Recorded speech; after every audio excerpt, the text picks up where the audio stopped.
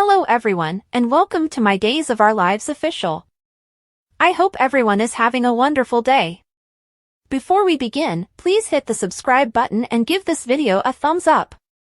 According to Days of Our Lives spoilers for the upcoming 2 weeks, February 3rd to 14th, Jada Hunter will lose it with Ray Fernandez, also known as Arnold Feniger, as he accuses her in public of corruption during their cancelled wedding.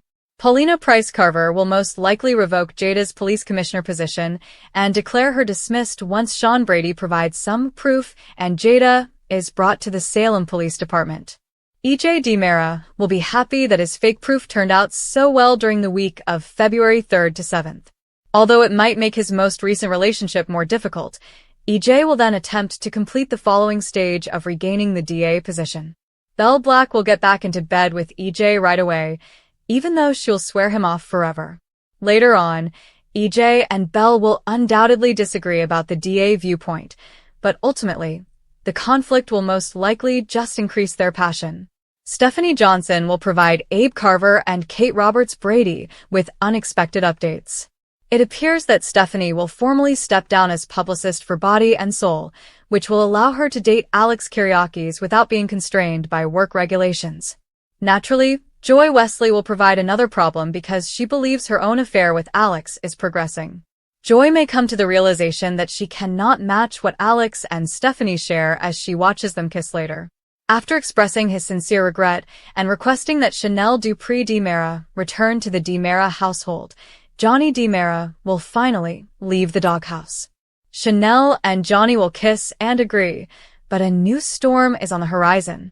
According to Days teasers, a serious body and soul crisis is on the horizon, which will put Alex in danger once he is targeted.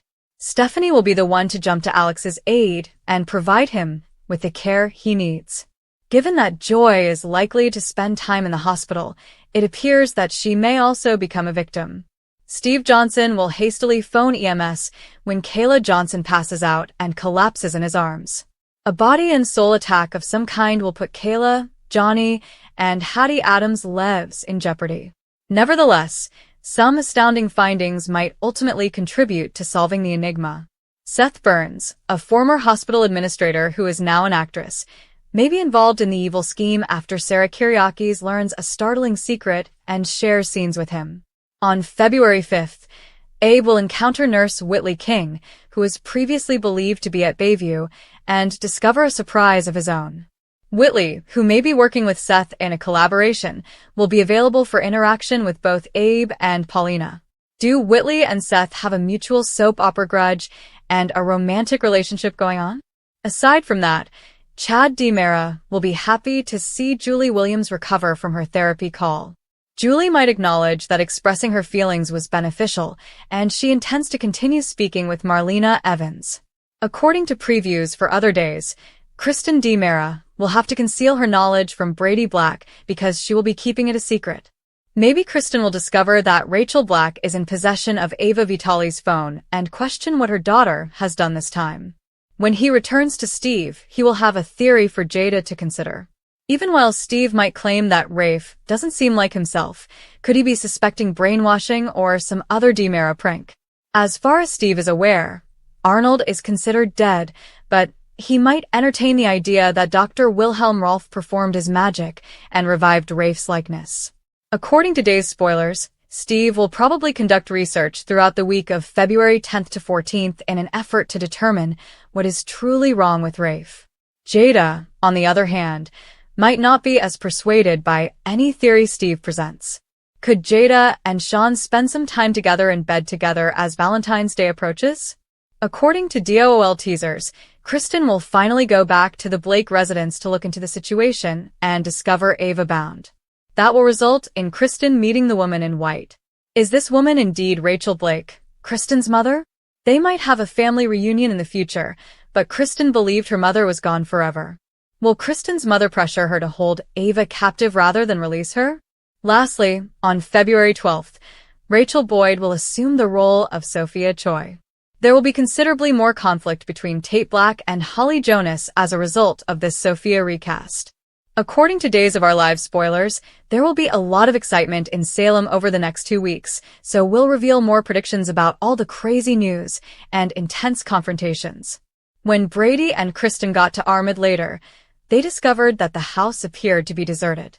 Brady took off the sheet when he noticed Rachel's sneaker poking out from behind a piece of furniture wrapped in sheets. When he spotted Rachel hiding, he was overjoyed and gathered the young child in his arms. Kristen hurried over to give Rachel a hug alongside Brady. With great excitement, the girl inquired as to whether her parents had searched for her jointly. When Kristen picked up the scrapbook, she saw that it was the book that had given Rachel the idea to visit Armid. Rachel may have been gravely injured if she had run off alone, so Brady reprimanded her. According to Rachel, she wasn't by herself. When Brady questioned Rachel, she said that she was carrying Seymour, her plush pet snake.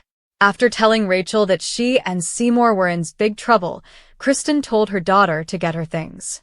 Rachel pretended to have forgotten something and fled back inside by herself as she and her parents were about to leave.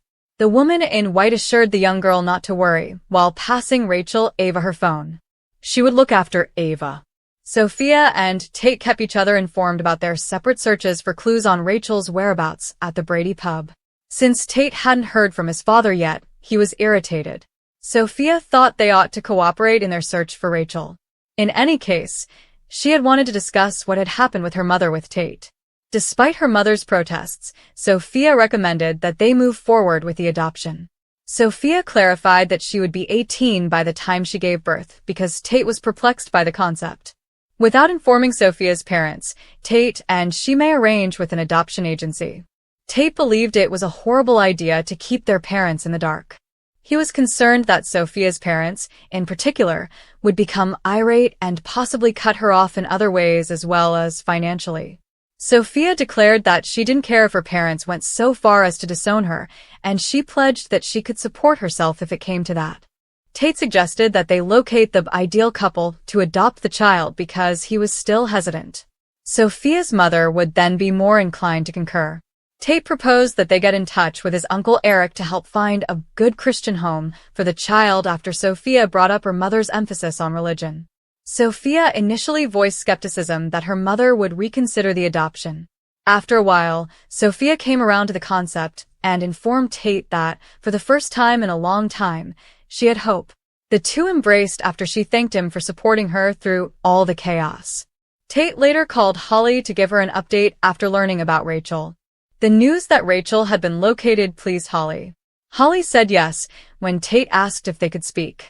Rachel returned to the DiMera estate with Brady and Kristen. Kristen informed Rachel that she would not be allowed to use the phone, TV, or internet for 3 weeks. Kristen told her daughter that Rachel was getting off easy after she objected. She left father and daughter alone and went to buy Rachel some dinner. Rachel was seated by Brady, who warned her not to think that her actions had earned her what she wanted. He made an effort to communicate that he and Kristen were not reconciling. Rachel had to come to terms with the fact that Ava was a part of his life. At the same time, the woman in white wheeled a gagged, dazed, and shackled Ava into a chamber back at Armid.